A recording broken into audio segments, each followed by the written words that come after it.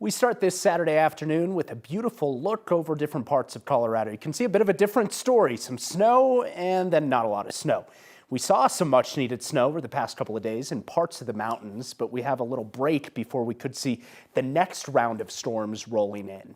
Thanks so much for joining us at 5. I'm Mark Salinger. The snow hit the mountains, but totally missed the city. Corey Reppenhagen's joining us this evening. And Corey, some pretty good snow totals in different parts of the mountains in different parts of Colorado. Oh, really great storm. Really the best storm cycle that we've had the entire winter. We had one decent one in the beginning of December, and then there was this one. The next one doesn't look quite as good, but we will have one more storm in the middle of the coming week. But look at, these are the final results now.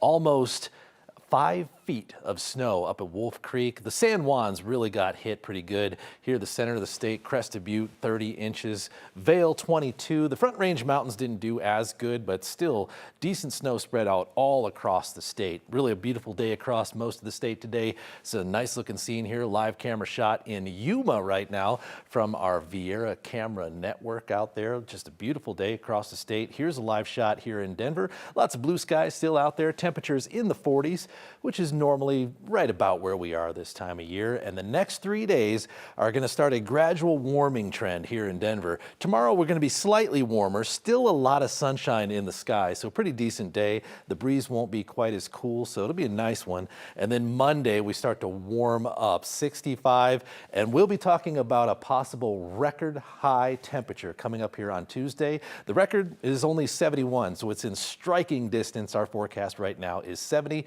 More on that coming up in just a bit, Mark. Another weird February week. Thanks, Corey. A Denver shopping center that has long served as a gathering place for the Asian community is now officially part of Colorado history. The Far East Center received a historic landmark designation during the Lunar New Year celebrations. 9 News reporter Evan Krugel was there, and Evan, this is a huge deal for those businesses who've been there for decades. Yeah, Mark, for so many families, this isn't just where they work, it's where they rebuilt their lives. And today, as they celebrated here, those stories officially became part of Colorado history. So coconut's really good, and then this is lotus. At Denver's Vin Sung Bakery, the menu doesn't change much. But for us, it's very traditional. Yen Hun savors every sale Got it? as a chance to share her family's history.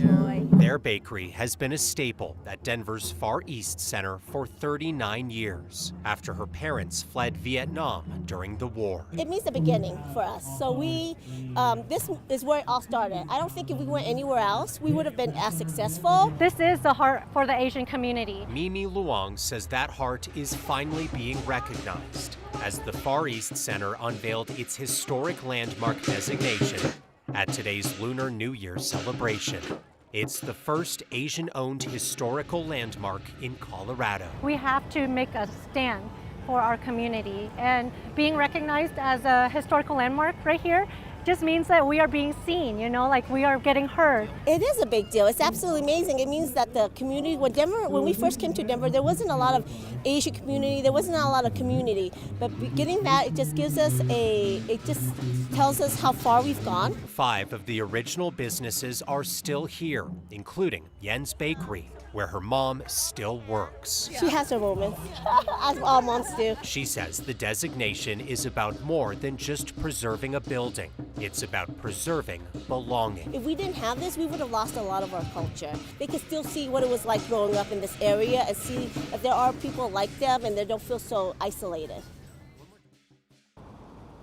Now, in addition to becoming the first Asian-owned place to receive this designation in the state of Colorado, owners also believe they're the first Vietnamese-owned shopping plaza to receive a historic designation in the entire country. So there was certainly a lot to celebrate today. If you missed that celebration, however, the fun continues here tomorrow at the Far East Center. Reporting live in Denver, Evan Krugel, 9 News.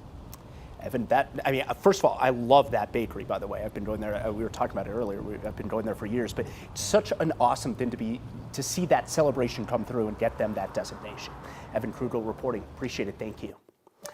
So it's now been more than 36 hours since Denver's transportation department abruptly changed the direction of two streets around East Colfax with really not much warning. Drivers on 13th and 14th were almost crashing into each other earlier this week when the two one-way streets all of a sudden changed to two-way streets. The city tried to fix it by putting out a bunch of cones, but did no one tell Google Maps or Apple Maps that they were making that change? The map apps still have the two streets listed as one-way streets almost 2 days after the changes were made. As you can imagine, that feels dangerous. The GPS apps tell you to turn down a one-way street only for drivers to find out that the city just changed it and now there's oncoming traffic heading right towards you. Many people who live in the area say they had no idea that the changes were coming, and the city sent out a news release after they had already made those changes. Even the council member who represents that area says this created an unsafe scenario.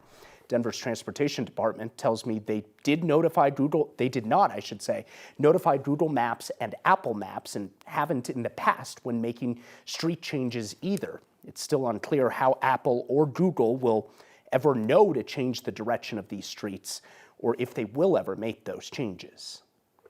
Hey, there's some crazy video out of Colorado Springs of a house fire that broke out this morning. Colorado Springs Fire first posted about this around 8:30 this morning. They say it started in the garage. Crews were able to knock down the fire by 9 o'clock. No one was injured. Firefighters say the family was notified thanks to their working smoke alarms. That allowed them to get out in time. The cause of this fire is still under investigation. Up in northern Colorado, voters will decide the fate of the Cascadia development in Greeley next week. Special city election set for Tuesday will include a vote on whether or not to stop the project. The development in West Greeley, north of Highway 34, includes a new hockey arena, an indoor water park, and a hotel, as well as new housing. Last month, a group against the project gathered enough signatures for a special election, which will ask voters if they want to keep the city council-approved zoning changes which allow for that development. I think it's way too ambitious. Again, I don't see where it would be supported. You got Blue Arena 20 minutes away that's already established, and it's right off I-25. There's a tremendous amount of what's called leakage, where people are going to other communities like Loveland, like Fort Collins, and they're spending their sales tax dollars there. See both sides of the story there. If the voters vote yes to repeal the zoning, it would pause development for at least 1 year while they reassess the financing. President Donald Trump has withdrawn his endorsement of Republican Congressman Jeff Hurd, who represents Colorado's 3rd congressional district. It comes after Hurd was one of 6 Republicans who joined Democrats earlier this month to pass a resolution to repeal Trump's tariffs on Canada. Trump posted a lengthy social media post earlier this afternoon. The president withdrew his support from Hurd and instead endorsed a long-shot GOP challenger, Hope Scheppelman. With Trump's endorsement now, anything is really possible in that race, especially if the money starts flowing in. Hurd has said it was his responsibility to defend the separation of powers regardless of political convenience. That's after he voted to defy the president. President Trump announced today as well that he is increasing the global tariffs to 15%. It comes after the Supreme Court handed the president perhaps the biggest rebuke of his presidency so far, ruling that the president's tariffs were not legal. He originally imposed a 10% global tariff after the Supreme Court ruled his sweeping tariffs were illegal.